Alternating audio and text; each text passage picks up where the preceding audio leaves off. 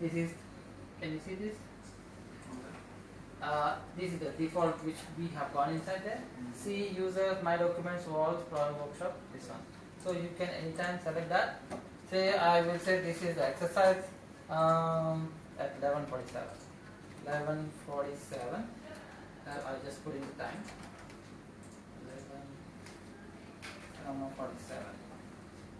Say okay. So this is my exercise. Then I go to the wall, and then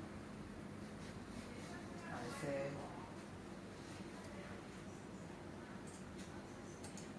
second, select this work file, close files and delete work copies. Work copies which is being saved. Now your location is also same at C users want something like this, right? Remember? Chrome user something it is there, right? So there, when we choose this close files and delete work copies, it gets closed from there, shifts inside our Vault client. Do not use it. Okay, say okay. Then say okay. Say this file is saved at 11:47 and deleted from local copy.